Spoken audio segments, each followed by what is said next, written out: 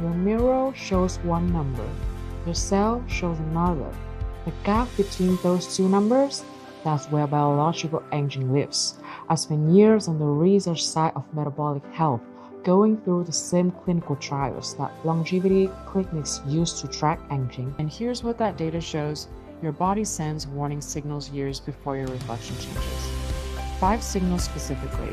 Most people miss all 5 until visible aging catches up. This video breaks down those 5 signals, what they mean, and what the research says about reversing them. Let's get into it. First signal, grip strength. Not because it's the most important, it's because the most studied. Multiple prospective studies, we're talking tens of thousands of participants followed for decades. Consistent finding, grip strength predicts all-cause mortality better than blood pressure, better than cholesterol, better than self-reported physical activity. Prospective urban-rural epidemiology study, published in The Lancet. 140,000 participants across 17 countries. Result, every 5 kilogram decrease in grip strength associated with 16% higher risk of death from any cause. Now, why does grip strength matter? Grip strength isn't just about your hands. It's a proxy for total muscle mass. Muscle mass is metabolically active tissue. When muscle drops, insulin sensitivity drops, inflammatory markers rise, recovery slows, metabolic flexibility declines. You don't need a dynamometer to track this. Practical test, can you carry 2 full grocery bags up a flight of stairs without setting them down? If that's harder than it was 2 years ago, signal 1. The intervention? Resistance training twice per week. Not optional. Non-negotiable.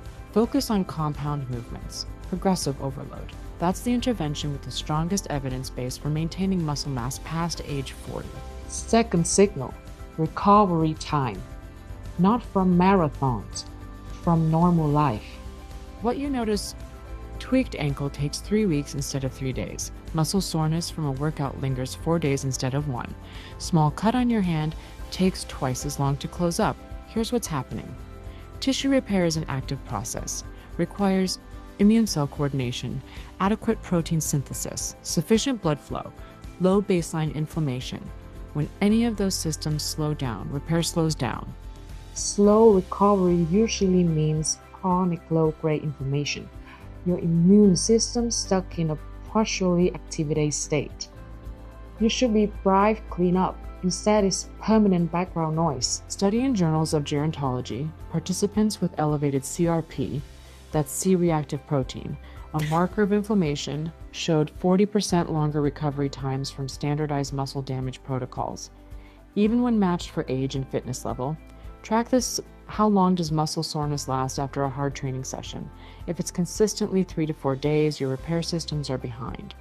The fix, address baseline inflammation, usually comes down to 3 things: visceral fats, sleep quality, ultra-processed food intake. Fix those 3, recovery speeds up. Third signal, energy crashes, not tired, unstable. What this looks like. Morning feel fine, midday hits like a wall, coffee bomb, then crash.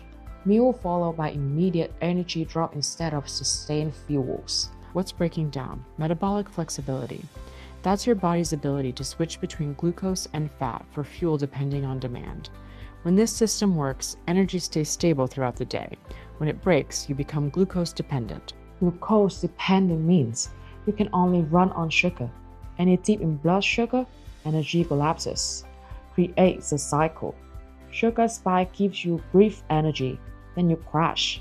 That crash makes you crave more sugar, so you eat sugar. And the cycle repeats. Each repetition trains your body to rely more on glucose and less on fat. Metabolic flexibility drops further with each round. Study in cell metabolism tracked metabolic flexibility using respiratory exchange ratios. Finding, people with impaired fat oxidation showed 3 times higher rates of insulin resistance progression over 5 years, independent of total calorie intake. Self-test, can you go 4 to 5 hours between meals without energy crashing? If no, metabolic flexibility is impaired. At the cellular level, this comes down to mitochondria. These are your cellular power plants, convert fuel to usable energy. When mitochondria become inefficient, every system that needs energy slows down. Muscle repair, brain function, immune response, hormone production. To fix, 2 main levels. Level 1, fasted training. Train 2 to 3 times per week in a fasted state. Forced fat oxidation. Builds metabolic flexibility faster than any other intervention. Level 2, reduce meal frequency. Stop snacking, 3 meals. No grazing, gives your body windows to practice switching to fat oxidation. Fourth signal, mental sharpness. Specifically, how fast you can switch between tasks and how long you can maintain focus. What you notice, focus duration shrinks. Task switching takes more effort. Need to reread things to process them. Mental fatigue hits earlier in the day. Problem 1. Glucose instability. Your brain uses roughly 25% of your body's total energy. Needs steady glucose supply. When blood sugar bounces, even within normal range, brain fuel becomes inconsistent. Neurons don't adapt well to inconsistency. Problem 2. Blood flow restriction. Early vascular stiffening reduces oxygen delivery to the brain, shows up as slower processing before any imaging detects structural changes. Study in neurology followed cognitive function in adults with metabolic syndrome. Finding participants with glucose variability in the top quartile showed measurable declines in processing speed and working memory over 3 years, even when fasting glucose stayed in normal range. Notice the pattern. Sign 1, muscle loss, leads to worse glucose control. Sign 2, slow recovery, means chronic inflammation. Sign 3, energy crashes from glucose instability. Sign 4, brain fog, result of all 3. Not separate issues, one system failing. To fix, stabilize glucose, improve vascular health. That means resistance training, metabolic flexibility work, and managing inflammation. Same interventions, compound benefits. Fifth signal, muscle quality, not just muscle size. You can maintain the same body weight, same muscle size visually, but the composition inside changes. Muscle tissue gets infiltrated with fat and connective tissue, called myosteatosis. Muscle looks the same from outside, functions worse. Study using CT imaging to measure muscle density. Published in Journal of Cachexia, Sarcopenia, and Muscle. Finding muscle density declined 10 to 15% per decade after age 40, even in people maintaining stable body weight and exercise habits. Lower muscle density associated with 2 times higher insulin resistance, 40% slower recovery from metabolic stress. Why standard measures miss this? Scale doesn't catch it. Weight stays same. Mirror doesn't catch it. Size looks same, but function declines. The practical marker, track performance instead of appearance. Can you lift the same weight you could 2 years ago? Can you do the same number of reps? If strength is dropping while size stays stable, composition is changing. The intervention, progressive resistance training, keyword progressive. Need to consistently challenge muscle tissue to prevent infiltration. Maintenance training isn't enough past age 40. If you caught any of these 5 signals, here's what the research supports. Resistance training 2 times per week minimum. Use compound movements with progressive overload. Focus on strength, not just movement. Add metabolic conditioning 2 to 3 times per week. Fasted training sessions work best.